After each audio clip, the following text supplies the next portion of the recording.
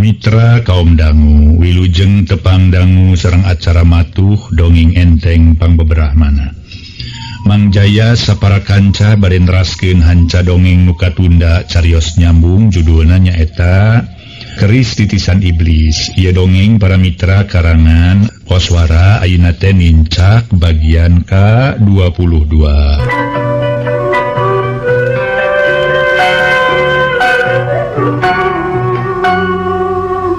Mitra kaum dangu manga urang teraskeun deui hanca dongengna. Nepi ka bakating kumanehna hayang nempo langsung hayang nganyahoankeun bener henteu na eta beja. Terus marentahkeun ka kiburak sangkan kamar dua wanoja ulah dikunci ti luar. Antara percaya jeung henteu ti isu keneh ge, hate Sukmawati dipinuhan ku eta pikiran. Anu bieu dibasa kiburak memeh ilit kiburak geus laporan ka manehna. Ngabejakeun kajadian tadi basa Wiwi jeung Nani tasmarani salin pakaian bet silih anyangan. Wiwi nganyang atawa ngadatangan ka kamar Nani. Kabeneran apan kiburak bisa ngintip luarin kamar Nani. Nepi ka sakabe obrolan nu duaan kadengieun alin basa Wiwi jeung Nani milih silih harewos.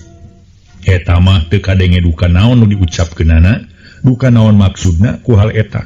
Keur diri Sukmawati jadi tambah loba ka hariwang. Hariwang sok sieun Wiwi jeung Nani nu tadi mangsa makala labur, tapi ka hariwang eta kumanehna gancang diusir ngingetkeun yen nu duaan nepi ka kaburna moal asa-asa kana tantu bakal sina diala nyawana ku keris titisan iblis. Keur jongjon diuk sorangan dina teras imah gedong Pula Sejo. Dina kursi hoe nyang hareupan kebon kekembangan nu warna-warni bari ngumar lamunan. Ngengku Nen Sukmawati kadenge aya sora nu ceurik di jero wangunan imah. Nyeri hate teh genah, kurang ajar sia teu satia teh satu kana janji deuleu. Kunaon Kang Padma we datang atuh ngalayat ka Wiwi atuh. Jen jentre nu ceurik bari midangdam. Sakapeung mah jeung amek-amekan bangun keheul tayalian lintang ti Nyi Wiwi.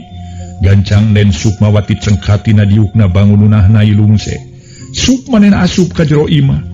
Regnang tung hareupeun pantok kamar nomor 15. Tacan ngayakeun reaksi naon-naon lantaran manehna hayang tetela heula ngeunaan sora nu aya di jero kamar. Ngeng deui kadenge Nyi Wiwi ceurik bangun ka nyerianakeun. Nyeri hate teh nyeri hate aing teh kunaon atuh sia. Disangka gelo padahal aing teh teu gelo teh. Kang Padma enggal gerak ka dieu. Geura tulungan abdi Kang, abdi teh sieun aya di dieu, abdi mung dikerem terus berang penting ku si dukun palsu, si dukun iblis. Aduh. Ngadadak beureum beusi atah beuleum beungeut Sukmawati. Barang manehna ngadenge sora Nyi Wiwi ceurik bari jeung amek-amekan. Malah karasa amekeun teh kadirina nyarekan ka manehna. Mun ngagugu nafsu mah hayang gancang najong pantok kamar sin awut-awutan. Tuluy Nyi Wiwi kumanehna disiksa nepi ka pae. Tapi lain ge Nen Sukmawati mun kudu kitu peta, mun kudu kitu kalakuanana, bisana keur manehna nyumputkeun semu malah bari paroman siga nu bager, siga nu gede kanyaa. Nen Sukmawati terus keketrok kana pantok kamar nu nutup. Nyai, Nyi Wiwi, ieu teh bager kunaon bager? Nyi Wiwi kalah terus beuki tarik ceurikna sora bari gagawuran.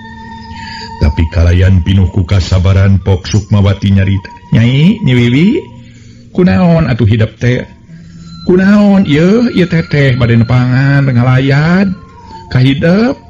Geter sora pinuh ka deudeuh-deudeuhna nu jadi indung kanu jadi anak atawa santena nu jadi lanceuk kanu jadi adi. Tengah teh 70. Anggur mah geura ka ditu ini sangeul teuing aing mah didatangan ku jelema gelo sia. Nyi Wiwi kadenge kalah ngambek bari ngaluarkeun kekecapan nu sugalna.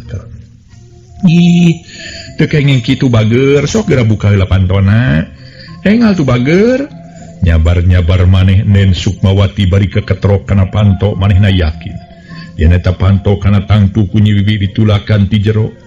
Sedeng ari teu dikunci mah apana dihaja, sakumaha babadamian tadi isuk antara maranehna jeung kiburak.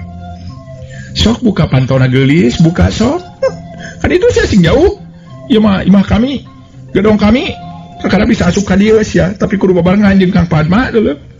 Mun teu babarengan jeung Kang Padma mah sadu sudi ngeulis aing moal dibuka ku aing mah deuleu. bager singnya tuh kateteh da teteh teh nya ka nyai teteh ayeuna ngajak ka dieu grek nepungan ka nyai lantaran melang sok sieu nyai kumaha onam sok buka pantona bager ngarah urang tiasa ngobrol pami aya naon-naon mah panyai tiasa nyebatkeun ka teteh ku teteh baris ditampi atuh upami nyai boga kararepet nya kaungan kasesah nya kada tangtu ku teteh ditulungan satungtung kadada kaduga mah sok buka pantona geulis siga nu ambek pisan Nyi Wiwi tapi tekung silila berai panto muka breh di lawang panto katempo Nyi Wiwi cari nula siga nu tas ceurik lila bangun nu manggih ka nyeri atawa katugenah nu taya papadana gancang Sukmawati nutupkeun panto geus kitu mah ngaleng Nyi Wiwi tuluy diajak diuk dina luhuranyang ngareneng paduduaan Nyi Wiwi tungkul bari jeung eurih-euriheun keneh gelenyu Sukmawati imut ngagelenyu bari pokna nyarita dedeuna keur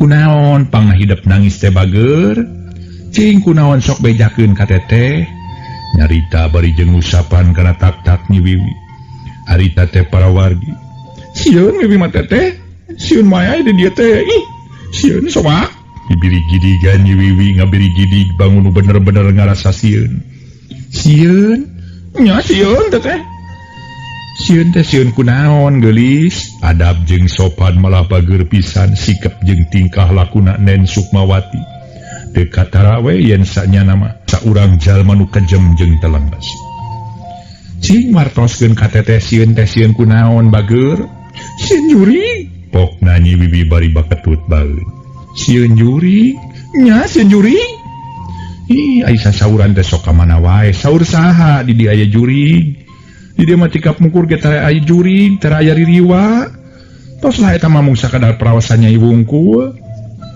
sidiknya saur juri mata Wiwi mah geus teu betah di dieu teh nu Kang Padma kunaon atuh akang teh aya mapageun kunaon akang bet ngantep wae ka Wiwi teh jeung ieu mah kajenting beunghar we jeung ieu mah Wiwi ceurik bari gagauran katingali siga jelema nu kurang ingetan tos ulah nangis bilih nu sanes kabaribina Nyai soal Kang Padma engke kana tangtos baris ka dieu asal Nyai tos damang deui ngan sing sabar we lantaran tacandugi kana waktosna nu nyata pikeun teteh leres-leres ngalanongan Nyai nya teu kunaon Wiwi mah cager Wiwi mah teu gering teu yakin aja nya kitu ge Wiwi yakin Kang Padma mau datang ka dieu moal mapageun ka Wiwi panon Nyi Wiwi meuni buring has buburi lengan siga nu kasandingan najan kitu Sukmawati mah teu sieun teu keueung ayem tenang malah mapok ngomong nganteur kana ucap-ucapan Nyi Wiwi nah hari Nyai make kagungan sangkian yen Kang Padma moal mapageun ka dieu maneh mah lalaki pembohong penipu gomal maneh ayeuna keur ngeunah-ngeunah we di lemburna bari geus boga ini kabogoh nyanyingkeun awewe sejen si badul teh si kurang ajar teh si puluak leok dia suka puas ye siga orai walang kelakuan teh moal nya Nyai Nen Sukmawati pura-pura nu kaget nya teresep urang mah Kang Padma mah teh pika sebeleun si gede buul gede rahul si bohong gede bohong dasar we si eta mah si belegu kalakuanana meni siga pucuk awi katebak angin luak leok si badul teh cek Wiwi siganya para mitra sadaya jelema nu kurang jejeg elinganana ngaso heula para wargi sadaya ngaso heula ngaso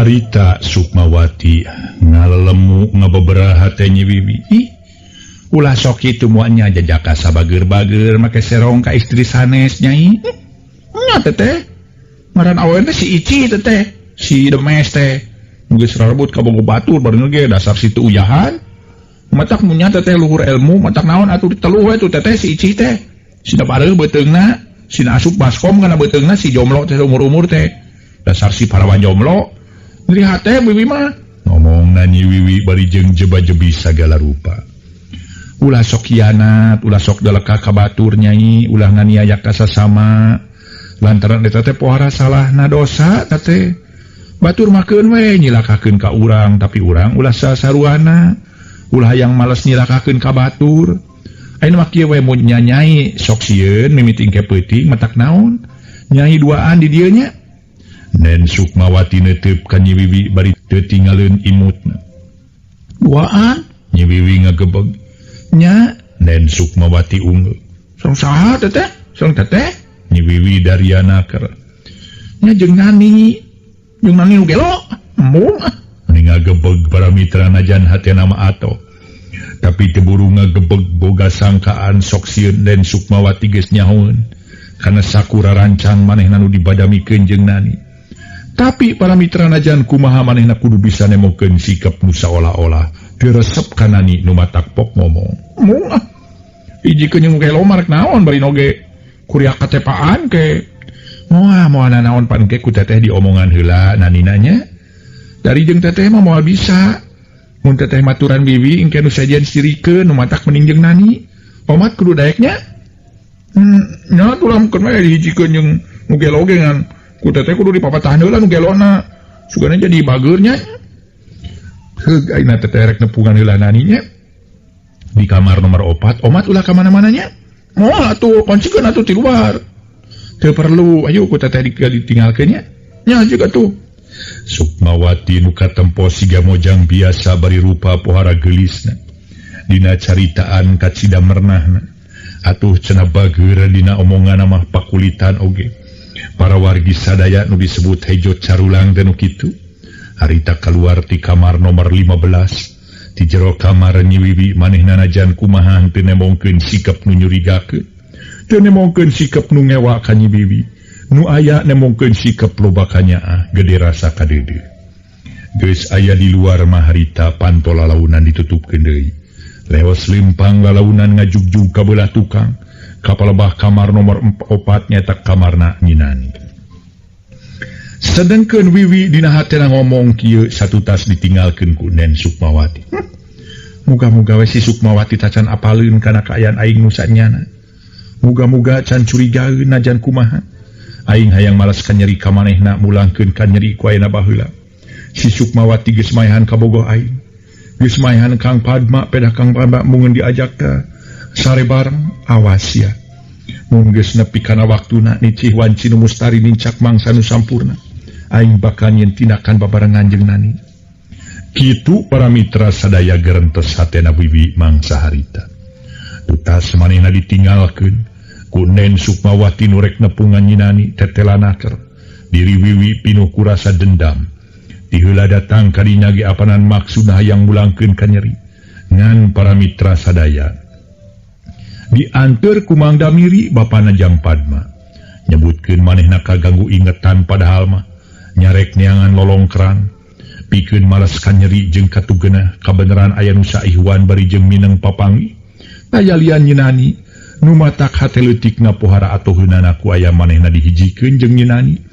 najan ari curiga mah aya sok sieun Sukmawati nyieun pitapak geus nyahoeun kana kaayaan manehna nu kompak jeung Nani nepi ka kagok borontok kapalang caramang cenah mun nepi ka kajadian kitu najan kumaha cita-cita manehna kudu dilaksanakeun di pihak sejen Den Sukmawati harita geus culuk ka hareupeun kamar nomor 4 kamarna Nyi Nani regnang tung sakedeung ngadedengekeun nu aya di jero kamar ngeng kadengekeur tetembangan atuh harita teh bari omong-omonganna pabaliut ngacapru ka manakar kumaha we siga jelema nu teu eling najan sora mah alus tapi ari ngacapru kitu mah teu mata kresep nu aya ngarasa hariwang keheul hate Nen Sukmawati ku ayana Nyi Nani make jeung tetembangan segala rupa tapi ka keheulna eta masih kene bisa ditahan ku manehna malah pok manehna ngomong bari keketrok kana panto kamar Nani nyai mah ieu teh nu tetembangan eureun kadenge tumanya sora meni heuras saha teteh ngaganggu kana kalimatan baturnya saha teteh bageur rek nepungan ka diri hidep sok atuh buka pantona ini kudu sing jauh sia dukun gejul aing mah teu hayang ditepungan ku dukun palsu teh sia dukun palsu ini sia bising ditakol sia ku aing nipok sang naker kekecapan Nani harita Mun lain dina kayan keur nyaniwara bari jeung mun teu butuh ku sebakeun kasiluman Mbah Cakrasena mah. Kana taktu Sukmawati ngambek moal boa ditampiling nya nyeunani nu ngomong-ngomong padu disada. Tapi ieu mah teu kitu dah hayang laksana sakur cita-cita manehna. Nu matak pok ngomong leuleuinaker. Ulah sok itu bager da teteh mah teu naon-naon, moal nya teteh disebut dukun palsu. Sok buka heula pantona teteh rek nempungan ka nyai. Wah, moal dibuka. Samping hideung dina bilik ka mana nuhurkeunana cenah apa Aden Kang Aden aduh kabogoh uing abdi nineung kanu bali ka mana nuturkeunana nyaan aduh aing mah nyaan mending kieu hirup senang aya di dieu aing mah tong aya nu ngabaturan hirup ge geunah kieu eueuh batur kadieu teuing kabogoh palid ka bawa caah ge teu naon-naon nyeunani ngadon tetembangan teu puguh para wargi dipungkas ku Sri Nyi Kiki persis sakumaha kailaharanana atawa kaayan jalma nu kurang saeunan. Para wargi kaum dangu istilah kurang saeunan tadinya para mitra rupina datangna eta mah ti bagian patani para wargi ibu-ibu atau ibu-ibu tani anu memang tas dibuat napan make etem gitu ukuran-ukuran saeunan ayeuna di dinya para wargi sapocong saeunan sureng sajabina itu datangnya pasti ti dinya pengen naroskeun ka budak ayeuna naon saeunan da urusan teh kana urusan pare anu dialana nganggo etem gitu digeges gitu saeunan gitu teras deui pamikiran sasetrip tuh benten deui para mitra urang sasetrip mah datangna teh sanes ti urusan patani ieu teh nanakeun ka jelema anu teu hidang gawe oge jelema kurang hidang gitu kurang saeunan kurang sasetrip aya nu kurang sasenok dah rupi-rupi para wargi sadaya nanakeun jalmi nu kurang sehat gimana urang teraskeun. Sakumaha nu kauninga nyeunani ngadon tetembangan bari jeung teu pararugu. Dipungkas ku Sri Nyi Kiki persis sakumaha kailaharan atawa kaayan jalma anu kurang sasetrip. Kalah ka mana karep ieu teteh ka dieu nyai rek nyusulan hidup. Lantaran teteh dititah ku Nyi Wiwi. Dititah ku si Wiwi. Kadenge sora nani siga nu kaget. Bener aya tepikeun ka hidup. Sok buka pantona bager. Ya atunya cek nani tekung silila sora nani jempe brai panto muka breh nani nangtung bari kuraweud habeud kecerot nyiduh bari malengos ka kenca tapi nen Sukmawati kalah imut terus ngaleng nani diajak diuk dina sisi ranjang gek ngarending sanya nama aing mah sabal nulis ya teh Sukmawati pok nani bari jubah jebi lila molotot bangun ngewaeunaker tapi nani dina hatena mah hayang seuri nempo Sukmawati sig anu aya gigireunana bari jeung umat imut manehna apa eta dukun awewe geulis sanyana mah kejem tur telenges. Sukmawati dicarekan ku nani tayang ngayakeun reaksi naon-naon ieu mah anggur imut umat imut nemongkeun bubuden nu matak pikaresepeun nah make sebel jeung ngewa sagala da teteh mah teu rumasa gaduh dosa nyai. Ayeuna mah hayu anggur urang kaluar itu rerencangan hidup palai di baturan. Gapleng nyeunani dicekelan tapi gancang kunyinani dikepeskeun bari. Ceuk saha? Nani boga sobat? Teu, nani mah teu boga sobat bari oge. Si nani mah teu boga sobat henteu, si nani mah penderitaan dan kepatihan melulu. Tiada pokona mah derita yang tiada akhir. Nani mah sampai kapan juga menderita selama-lamanya. Sok ancang kali itu udah nani mah teu boga sobat bari nage. Hayang sorangan nani mah jadi teh hayang nyirnakeun diri hayang nyimpekeun pipikiran hayang reustah hayang jongjon niiskeun pikir embung aya nu ngaganggu deh sia deui bari nya mung di baturan ieu mah sing karunya kadu direncangan ku nyai teteh yakin nyai tangtu daek lantaran ieu teh pohara resepeunana ka nyai teh bejakeun saha nu hayang di baturan ku nani saha cing nani sewot nanyakan harita teh para mitra ka Nyi Sukmawati Nyi Wiwi nu hayang dibaturan ku hidup teh si Wiwi teu hayang teu wawu bari nage jeung si Wiwi mah jelema gelo jelema kurang sasetrip jelema kurang sasenok jelema kurang sabotol si eta mah mung teh teuing kudu ngababarengan yang begitu patut mah jelema gelok itu kuriak jadi penyakit we nular ka urang. Jadi urang jadi gelok mun babarengan jeung si eta mah penyakit nular nu gelok teh bising teu nyaho mah. Siga nya nu ambek. Najan dina hatena ngarasa reuwas oge nani teh. Ngarasa reuwas naha naon sababna pangna Sukmawati. Nitah manehna nepungan ka Nyi Wiwi kawas nu geus nyahoeun. Yen manehna geus janji pasti dipasang Subaya jeung Nyi Wiwi. Tapi tetep maksudna ni mung dikanyahokeun ku sing sahabaya oge. Nu matak manehna nemongkeun bubuden siga nu ngewa jeung keheul ka nu ngaran Wiwi. Jika keluar kan itu, kami mak mung gitu. Sangeuk teuing kudu tepung jeung si Wiwi. Si Wiwi budak itu patut. Jelema teu reugeuh si Bonon, si eta teh Bonon ngelo teh. Bonon ngelo teh geus teu payu bising teu nyaho mah. Pokna deui nani bari jejebris sagala dina ngomongna. Ngaso heula para wargi sadaya, ngaso heula ngaso.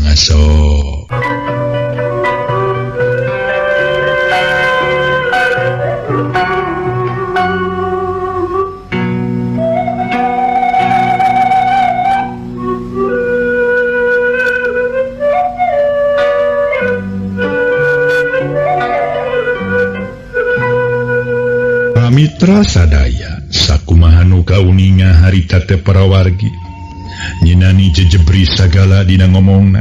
Hayu ulah seueur saur da moal naon-naon atuh Wiwi oge moal naon-naon. Malah cek teh mah jalmana ge bager jeung resepeun ka sasama. Jadi nyain teu kudu sieun ceuk Nyi Sukmawati. Lain sieun ngewa atuh da. Dari sieun mah keheulanan eueuh teu dituna kami kudu sieun ku jelema bageng pantar kitu mah. Sakalinya keke modar itu jeung babaturan mah ulah silih cekek bahaya tong boros silih cekek silih carekan ge ulah kudu akur kudu silih pikanyaa kacai jadi saleuwi kadarat jadi salogak jadi terek jeung saha deui silih pikanyaa teh lamun lain jeung babaturan deui hayu karunya Nyi Wiwi ngantosan lami teuing mah bisi tos teu sabareun yuk. Nani dibedo pikelang leungeunna. Yok atuh. Dua nanajung narangtung terus keluar ti eta kamar. Bari samemehna kamar ditutupkeun heula pantona ku Nani. Ditutupkeun ku jalan ditajong ku suku atuh blug disada meuni tarik naker. Najan kitu Sukmawati teu nemongkeun bubuden nu ambek. Terus ngaleng Nani diajak ka kamar nomor 15, ka kamarna Nyi Wiwi teh. Datang ka hareupeun kamar nomor 15 kamar Nyi Wiwi langsung den Sukmawati ka keterokan pantok kamar. Sanggeus tumanya sahasana berai panto dibuka ku Nyi Wiwi. Supnani jeung Sukmawati arasup ka jero kamar. Gukgek dariuk dina bibiranya ngareneng tiluan. Sukmawati di tengah katuheuh Nyi Wiwi kencaeunana Nani. Katemong kunden Sukmawati boh Nyi Wiwi boh Nani. Siga nu teu resep ayeuna mah ditepungkeun teh. Maranehna nemongkeun bubuden anu ngamusuh. Malah mah Nyi Wiwi salila-lilangan molotot bae. Mureleng mencrong ka diri Nani. Siga jeung musuh teh sanyana atuh Nani dipolototan teh manehna geus males molotot deui. Henteu ngiceup-ngiceup bangun anu sarua ngewana saurua keuheuna. Keuheu nu taya babandinganna teh sanyana. Bari rutret ka kenca jeung katuhu. Atuh harita para mitra. Nen Sukmawati nyarita lemah lembut ngebrehkeun sikep nu gede kanyaah kanu duanana oge. Waktosna see